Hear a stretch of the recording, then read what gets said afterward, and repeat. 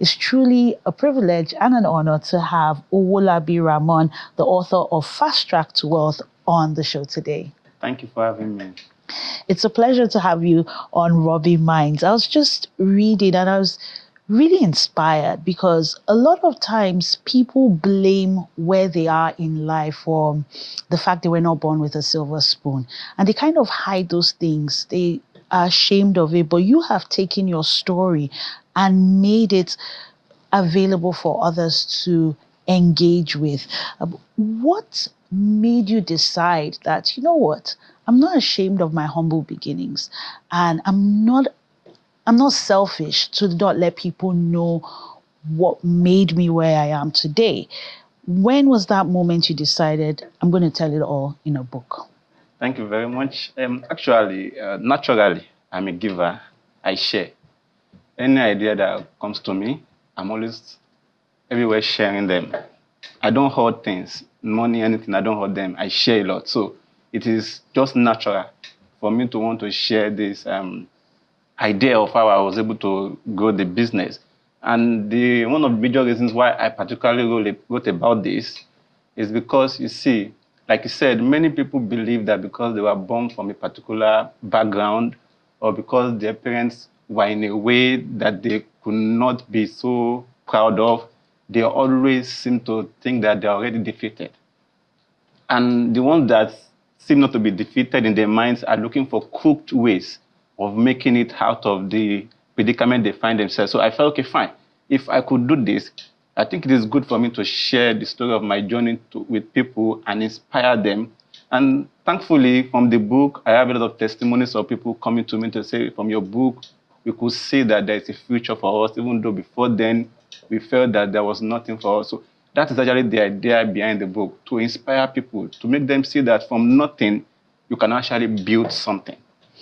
So I want you to cast your mind back to maybe you're 7 or you're 10 or 13, and there you are with your portion of plantain to hawk on the streets. At that point, did you believe that indeed there was a future for you, a future where you weren't struggling and striving, a future of comfort, of wealth? Well, I was not sure if I was going to make it, but I was very sure I was going to try. I made up my mind that until I die, I'll keep on trying. So that was, at that time, that was where I was. And I was not going to take a no for an answer. Even my mom, I told my mom at the point, I just say, you cannot stop me. Sometimes when I do something and they felt like, my family felt like this was not the usual thing. For example, they would say, pork. And at the point when I was maybe 14, 15, I said, nothing would touch this my head again. So one of my sisters was angry and said, you are a bad child. Why can't you help our mom? And I told her something. I said, very soon, we are going to separate the chaff from the wheat. I didn't know what I was saying. I was just talking based on the fact that I felt in this life, I was not going to do anything illegal.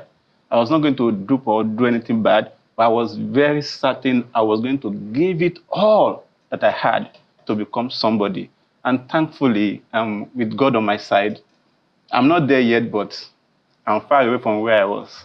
And in reaching for your dreams, did you ever face any obstacles as a result of lack of money? For example, pursuing your education, for example, the opportunities that come from being in certain social circles? A lot of disadvantages. I mean, when I get my admission into the University of Law in my first degree, I already saved some money. I was teaching after my secondary school education, saving some money that immediately I get my admission, I was going to just use part of the money. So when I gained my admission, I saw my name came out. The first thing I did was to go to the school to accept that admission with my own money. When I came back, my dad said, you have wasted your money. How are you going to be able to go to school with the money? I just, for the first time, worked that on him, went out, tried to do the stuff. I mean, friends, family. I was able to go. So immediately I entered the school. My first challenge was how to keep up. Upkeep, textbooks, handbooks here and there. So then in school, I wish I gave you a picture. You would have shown that picture. My head was bigger than my body. my head was bigger than the whole of my body. Because I used to eat, I don't used to eat in the morning or afternoon. I used to eat only at night. So that was not one. It's 001. That was what we used to call it, 001. And the reason why I used to eat at night was because I felt, they say that if you eat late at night, you'll be adding weight. So I wanted to cheat nature by saying that, okay, fine, I will not eat in the afternoon or in the morning. I will eat at night so that I can be adding weight. But I was lying. I was deceiving myself. So, what my mates used to do in school, sometimes I don't used to do. As a matter of fact, my final year, when I was going from 300 level to 400 level, I was scared of how I was going to cope. Then a lady just came to me. That lady, I was a year a senior. And she said, you know what? Go and pay your school fees. I said, what? Did I ask you for this? He said, I look at you and I'm inspired. That was what she said. And she said, a day is coming that I will need times 10 of what I'm giving to you, and you'll be able to give to me because I believe that you are going somewhere. So that was I was able to pay the school fees. So from there, the thing, I was just taking it a step at a time. In school, I did a lot of things to survive. I was teaching my mates tutorials, 2020 naira tutorials. Then people that were doing, they used to call them remedial students in University of Ilorin. They were like diploma students. I used to teach them. Then I wrote pamphlets, Success Digest. I had to sell it 2020 naira just to make. So I was doing all those things and still struggling with my education. But when I was in year 3, there was a course we did, pharmacology. That course ran from the first semester to the second semester. It did not allow me to have my weekend to myself that I used to go around to make money. So that was the most challenging period of my time at the University of Ilorin. But thankfully, I was able to survive, and I still graduated with a very good degree. So, wow, yes. Definitely inspiring, making the most of it's a classic case of when life throws you lemons, you make lemonade. Exactly. And what has been like the biggest lesson that you have taken from these experiences and it has helped you to create wealth and be where you are today? Well, one of the my biggest lesson is that anything is possible. The one thing that makes people actually live a life of defeat most of the time is that even before they make attempt, they already think that they have failed. And some people already accepted, even growing up, even among the people I grew up with, they call something destiny. They believe that once you are destined to be successful, you'll be successful. Once you are destined to fail, you will fail. So the moment they find themselves in the company of failures, they subconsciously accept that that is their destiny. So they begin to envy those that are successful and begin to feel like they are just fortunate. So they are destined to be successful by God. The people that are poor are destined to be poor by God. So they are like, they envy them, and then God cannot be questioned. So instead of them to now make effort or make some attempt, this thought has already paralyzed all their effort, their thinking, their way of doing things, to think this is our destiny and we have to accept it.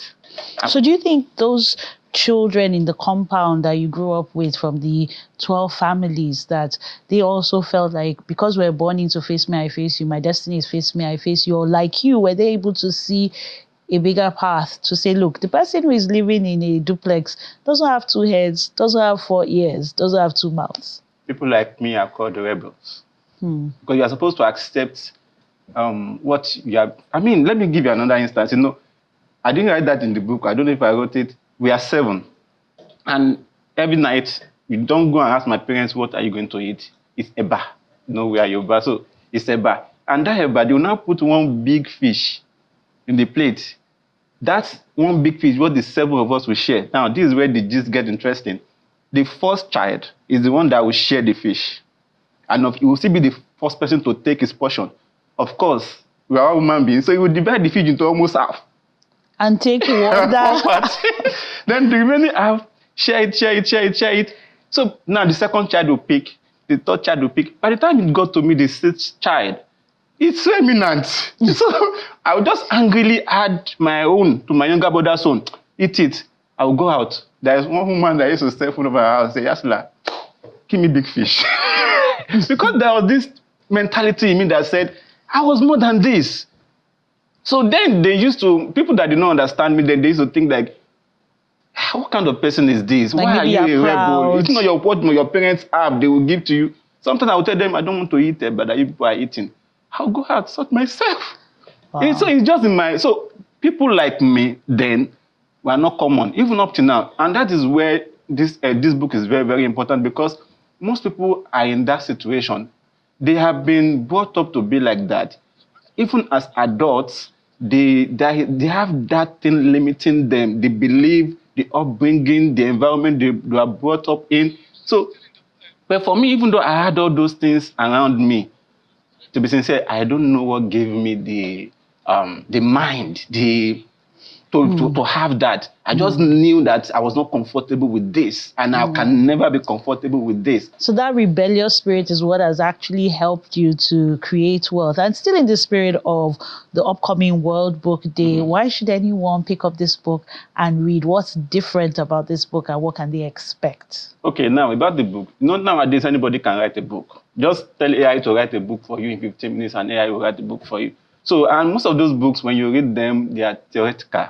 You don't even know, like you said earlier, many people write a book about 7 ways to success, 20 ways to do this. And then you read those books and you are like, how can I put this to practice? So in this, my own book, I didn't even write any story. I did not do aspire to perspire, like you said. I just shared my story, period. I started from where you read it from, and the step by step of how I was able to do it. But the only thing about this is that my way of doing things, like again, like the way it started from when I was young, is not the same like every other person is doing their thing. The way, now when I'm talking to some people in my business now, they will tell me like, I can't do what you are doing, they're going to run a loss. But I'm not running a loss. Because so what's so good about the book, for in your words, is that you're sharing stories. Stories. You're not being theoretical, you're not giving us principles, but you're laying it out, and for people to then draw their own inspiration and then lessons. you take what I've done, then you look how to build on it or replicate it, and then get success yourself. Thank you so much for sharing from your personal experience and documenting it in a book. Once again, Owolabi Ramon, author of Fast Track to Wealth. It was a pleasure having you on Robbing Minds. Thank you very much.